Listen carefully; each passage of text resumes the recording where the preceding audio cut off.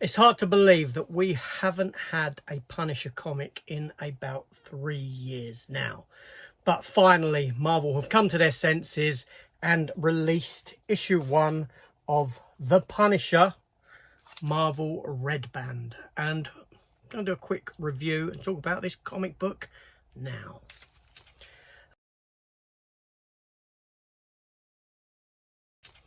Hello everyone, welcome back to the channel.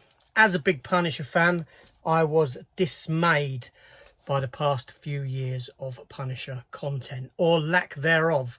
Obviously, 2023 we had the 4-issue Joe Garrison series where the Agent of S.H.I.E.L.D. took over the reins of the Punisher in Frank Castle's disappearance. And then prior to that we had the Jason Aaron 12-issue run with a couple of individuals issues there as well, where the Punisher led the organization The Hand and was essentially an assassin for them.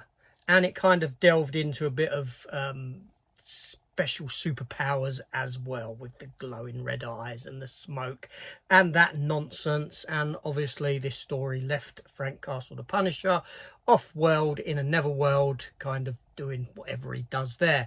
It was a sad ending to this character, and brought about primarily because of all of the crap that's gone on in society with regards to his skull.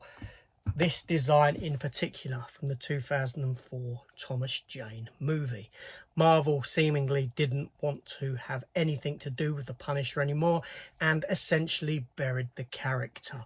Until now, here we are in 2025 with that first issue of the Punisher.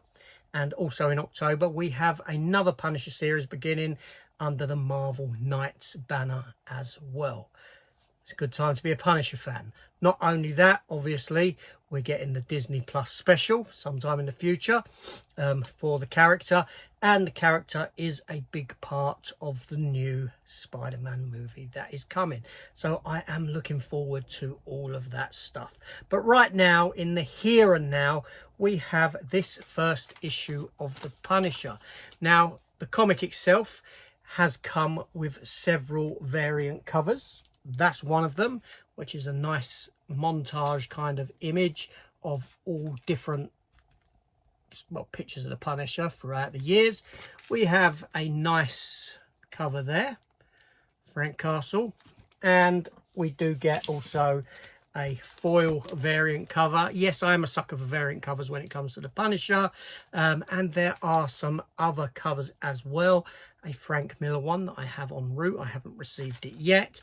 And obviously your sort of premium limited covers as well. The 1 in 25s, 1 in 50, that sort of nonsense. But yeah, so this comic here, let's talk about this comic, this Return of the Punisher. So this comic here comes at us written by Benjamin Percy, with art by Julius Ochter and colouring by Yen Nitro. It's kind of a funny turn of events in the sense that it does ignore what happened at the end of that previous Jason Aaron Punisher run. We start off with the Punisher here, Frank Castle, on a boat. There's loads of dead bodies around him. The boat itself is on fire and he has no memory of who he is, but he has this muscle memory of exactly what he needs to do. He's been shot. Seemingly he feels like he's been shot in the head, and this is leading to the reason as to why he's forgetting who he is. He bails from the boat after the harbour patrol turn up and open fire after he shoots out their lights. We then jump to a priest who's going into a confessional, only inside the confessional is Wilson Fisk, the Kingpin.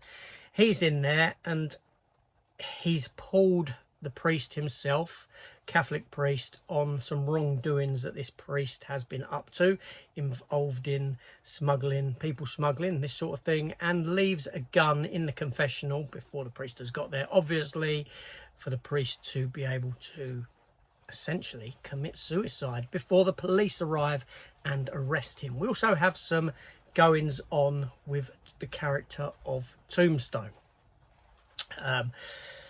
There's stuff going on with him as well, because where Frank Castle has taken out all these individuals on this boat. It's impacting other people who you know, the people bankrolling all these drugs and this sort of thing that were ruined on this boat.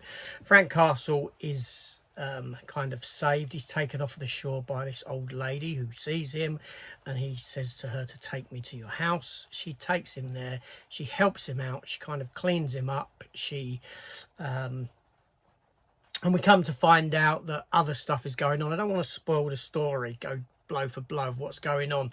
But, you know, we come to find out that the reason as to why Frank Castle has no memory of who he is. And it's sort of tied into Wilson Fisk, the Kingpin. Because something happens at the very end. Now, I'm going to say it. Spoiler alert. Okay, we come to find out that Frank Castle has no memory, not because he's been shot in the head, because he asked this old woman to patch him up, to actually sew this injury up. But there is no injury because it's already been sewed up and healed. He's been implanted with a device that enables Wilson Fisk, the Kingpin, to control him. It's a strange set of affairs in a sense. Now, forget the Joe Garrison series. Right, we're going to go back to that 2022 Jason Aaron series where the Punisher had that ridiculous skull and was working for the Hand, or end up leading the Hand. I'm going to go back to that because in that series there, it's not too dissimilar to this in the sense that he's sort of being controlled by others, and that's what happened there, and that's what's happening here. So it's a funny turn of events in that sense. To me, there's certain stories that are written that kind of feel like sequel stories, if that makes sense. Now, I know that The Punisher has been around since 1974 with a wealth of comic books. I should know, I have them all as a big Punisher fan. But I think that this story here should have been more of a reintroduction to the character, much akin to what Garth Ennis did in the early 2000s with Welcome Back Frank, rather than a story where the Punisher is being controlled by someone else. That's kind of a sequel story. And I know that, like I said, Punisher's been around for years and years and years. So having read The Punisher, you can sort of make sense of the story. But as a new reader, if you were coming on board here, it works as a sequel story rather than an introduction story, if that makes sense to you. The art is great. The art is great. Obviously, being a Red Band comic, there's certain images of violence therein that we can't have in other Punisher comics. And that is true here. It's much akin to the Max line, the Max run of Punisher when we had that. The colouring is nice. You know, I can't dispute that. And yeah, you know, it's nice to see Frank Castle back with the original skull, or a design of the original skull on his chest. That is always good. So we've got a good story here. I will say that for people whose eyesight isn't too great, that when Tombstone, the character, is speaking, it's done very small. The writing shrinks to a very, very tiny level, and even I struggled to read that. And I need reading glasses. You know, I certainly need a stronger pair to read that effectively. But it's a decent story. It's a good return to form for the character. Just probably not what I actually expected. But that's not a negative. You know, the Punisher is back. Frank Castle is back. That is something to celebrate. That's something for me to celebrate as a Punisher fan. And, you know, I'm really looking forward to the following issues of this series, and long may the Punisher remain as Frank Castle, as the character that he is in Marvel Comics.